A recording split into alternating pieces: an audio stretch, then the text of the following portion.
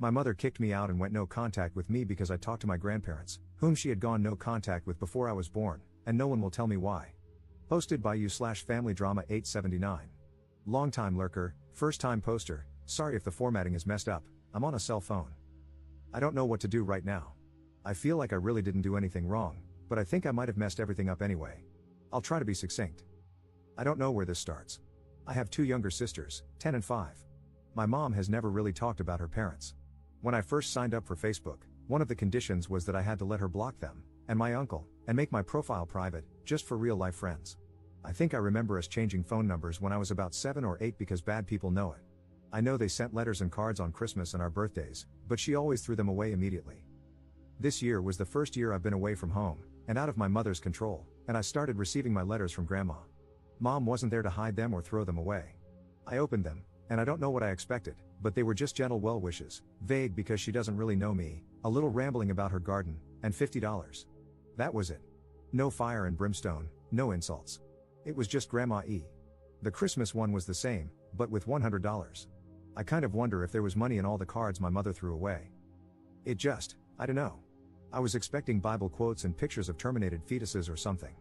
Mom said they kicked her out when she got pregnant with me, for being pregnant. That's kind of all she's ever said about it, and it never occurred to me before to ask for more details. I know she stayed with her lifelong best friend's family, I'll call her Auntie Carol, until I was born, and she married my dad, Auntie Carol's brother, 4 years later when she was 20. That's really all I know. A few months ago, I got really bored and curious. Grandma's letters were pretty harmless and cute, and they were addressed to me. I'm an adult, I don't have to ask my mother for permission to talk to someone. I don't know why I feel so defensive, I didn't do anything wrong. I sent a message to, I'll call my mother's family Smith, Grandma Smith, and she responded within a day. She was excited to hear from me. Could we meet?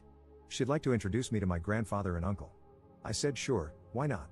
Because, well, why not? They don't live that far away, which surprised me. They're about 50 miles from my school and 80 miles from home. I met them, and they were just people. We didn't have anything in common. They aren't voting for Trump, so they're not that brand of old white people. My uncle looks just like my mother but balding. It was nice to meet family I didn't know before, but it wasn't a revelation. I asked about what happened with my mother, and Grandpa Smith said they would have helped her with the baby, but she had too much pride. Later, when it was just me, Grandma Smith, and my Uncle John, Grandma Smith said it was because my mother was disrespectful and promiscuous in their house. Uncle John said they kicked her out, but both Grandma and Grandpa said she ran away to be with my dad. That was when I started feeling weird about the whole thing. I asked again in front of all of them, and then they all agreed that she ran away. I didn't want to start a fight or anything, so I left it at that. I went back to school and promised to keep in touch. Which brings us to now. I was home for spring break, and I brought up this whole situation today with my mother because, at this point, I just want answers about why we never talked to these perfectly normal people all my life and what really happened between them. And my very calm, very intelligent mother completely flipped her crap. She started yelling, "Why would you do that? What do you mean you were in their house?" My youngest sister started crying because of all the shouting, and my dad took them upstairs. My mom calmed down a bit and started trying to make me promise never to talk to them again. I wouldn't, because she still won't say what happened, if anything. She said that I had to go, and if I wouldn't cut all contact with them, then I'd never talk to her or my sisters again. I stood my ground because I'm not going to excommunicate someone without knowing why. She said that I needed to leave, now. So I left, and that's that. I'm back at school. My dad won't answer the phone, and I'm blocked on my mother's Facebook. I called Auntie Carol, and I barely got 2 words out before she said, "Why would you do that? You need to work it out with your mother," and hung up. I don't know what to do. No question, if I had to choose, of course, I'd choose my mom, dad, and sisters over the grandparents and uncle I barely know, but I don't think I should have to. I don't know why my mother is being so extreme about this. I feel like they must have murdered my mom's puppy in front of her or something, but if she would just tell me that instead of getting so upset over nothing, I wouldn't mind cutting them off as much. How do I talk to my mother logically about this? Relevant comments. Commenter. My mother-in-law has a huge aquarium, 4 adorable birds, and 2 sweet tiny dogs. She knits, crochets, quilts, and bakes. She also regularly beat the crap out of my husband growing up, abandoned him with other family for 5 years, and neglected him so she could gamble. He often went weeks without food. My nanny bakes, goes to yard sales, and makes the best ribs. She also beat the crap out of my mom and all her siblings growing up and drank like crazy. There's a lot you probably don't know. Of course, these people seem normal to you, they barely know you, and they want to, so they're treating you with kid gloves. Abusers are often real charmers. I replied to your post in r/relationships. My mother-in-law was sweet as pie until I had the baby. Then I became a family member, and a prime target for her controlling and verbally abusive ways. But my mother-in-law would paint me as the abusive and controlling one, controlling for not doing what she wanted me to do with the baby, etc. People can hide their true selves. If your dad and aunt are reacting this way, it sounds big. It sounds like it's really hard for your mom to discuss. Where they're saying she ran away to be with your dad, but everyone else is saying she was kicked out, and them calling her promiscuous, my guess would be that they issued an ultimatum, your dad or them/their support. They may have even wanted her to get a termination. To them, her choosing not to terminate and staying with your dad would be running away with your dad. To her, it would be them kicking her out for being with him. Which side you're on can skew your perspective. That's just one possibility, though. It could be anything. It happens. It happened to my close friend at 17, she moved in with her boyfriend. I feel like you potentially approached this the wrong way, maybe a bit confrontational?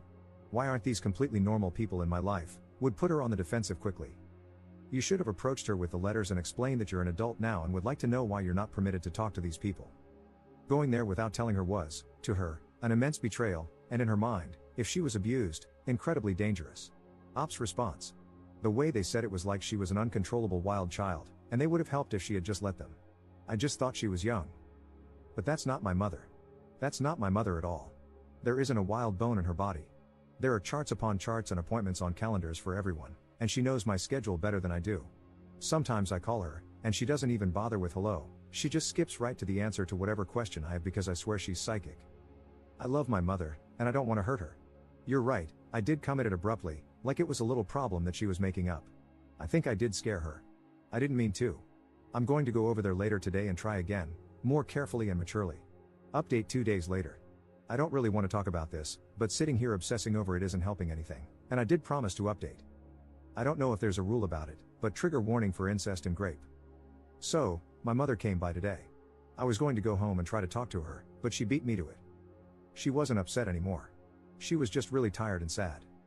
Before anything else, I know a lot of people guessed yesterday about what happened, but if everyone could just not say I told you so, I'd really appreciate it. I apologized as much as I could. I told her about the letters, how they just seem so normal, and I asked why she always throws them away unopened if there might be money in them. She told me they put money in them so that she'll open them, and she said, I know they look harmless, but they're in a secret code that they know only I'd understand. They're upsetting and tiring and pointless, and that's why I just throw them away. She looked at the Christmas card and told me that it used to be her job to tend to the garden because it was supposed to teach her patience and discipline. She said she had to tend it every day, no matter the weather. That her mother mentions the garden in a letter to me as a dig at her parenting, saying that I'm undisciplined and that it's her fault, and that the fact her mother tends it now means she shouldn't have had to and that my mom is a bad daughter for not doing it for her. She says all the letters are like that. She said that when she was a kid, they told her she was worthless and a burden and had to earn her keep. She said that both her father and brother used to do whatever they wanted to her, and I didn't ask for more details, but she said that when she got pregnant, her mother said they weren't going to pay for a baby. She had ignored it for too long to get an inexpensive termination, and her mother called her a WHRE and the baby an abomination, then kicked her out with $10 for the bus and an extra pair of shoes. She went to my dad and Auntie Carol's house and told them what happened, and my dad asked to be on the birth certificate right away. He said she was his best friend and that he'd be honored to be my father. She said she couldn't believe my grandparents would just take her in like that, with no questions asked, with a baby on the way, and not ask for anything in return. She said she'd planned to off herself but couldn't do it anymore because it might have made my dad's family sad. She said her family always told her she was worthless and stupid, and she decided to devote her life to proving them wrong. She says that good people do exist in the world, but if you want there to be more of them, then you have to be one too. She says she's always loved me, but she never knew what to say. So, that's what happened with my mom and her family. I wanted to know. I promised her that I'd never talk to her family ever again, and it was easy to promise because I can't think of anything I want to do less than talk to those people again. It makes me sick to think I ever thought they were nice people. She said she was sorry about the other day, but she panicked and overcorrected. Apparently, they never tried to contact her until my sister was born, and then my mother's mother got really excited about having a granddaughter and wanted shared custody or something. She said that everything they do to try to get to her is really just a way to get to my sisters. She says she doesn't really know why they are the way they are, but everything's a game to them, and the only way to win is not to play. I don't really know what to say about this either. I don't know what to do with it. I feel like everything's different now, and nothing is, too. I don't think I'm as strong as my mother is. I don't think I can make everything be normal through sheer force of will. I want everything to go back to the way it was. I don't really know what to do now. I do want to thank everyone who took the time to talk to me yesterday. Thank you for being so patient with someone who was so blind. I think this would have been so much messier without your help. I'm so sorry for what you've been through that let you know my mother better than I did, just by looking at what I said. Op commenting on a different post about his mom's family 4 months later. Dug up my throwaway for this. So, last Christmas and earlier this year on my birthday, I got a letter from my mother's biological family. All my life, my mom refused to talk about them, but she did it in such a way that I didn't really notice. It was just always that way. I knew they sent letters sometimes, and I watched her throw them away. That was normal, and I thought nothing of it. This is really hard to write, and I still feel guilty about it, but I have to help you now, just like these people helped me. I moved away from home to go to college last year. My mother's relatives, who I call the Smiths because they don't deserve to be called her family, quietly sent me a Christmas card and then a birthday card.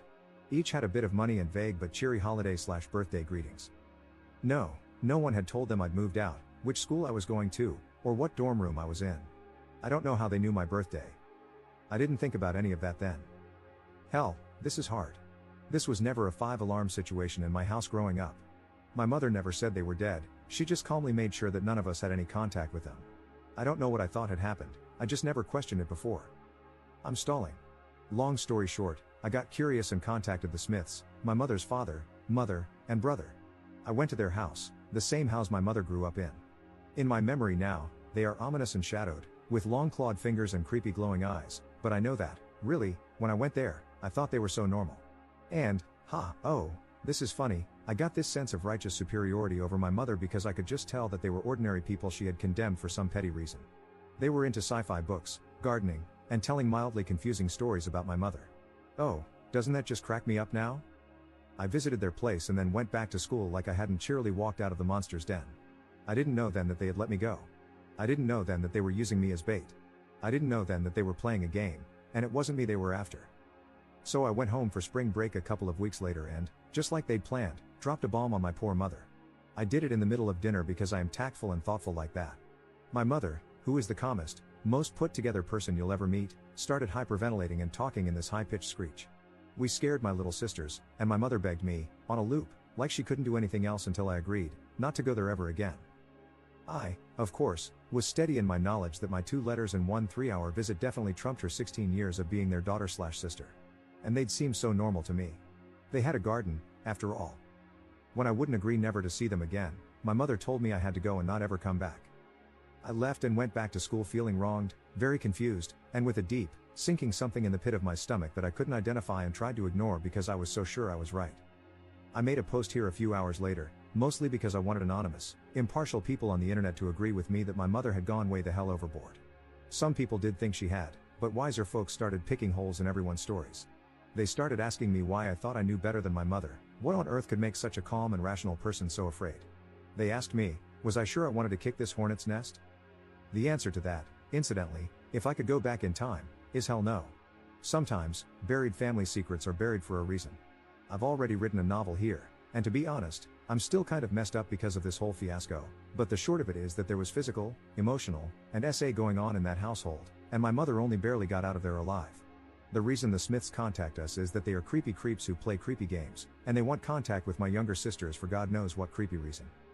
The thing, though, the whole reason I wrote this all out again, is that the Smiths, and people like them, seem normal. They fooled me, my mother's son. They fooled their neighbors, child services, my mother's childhood friends and their parents, her teachers, and school administrators. My mother's family can put on human faces that are frighteningly believable, that is their true horror.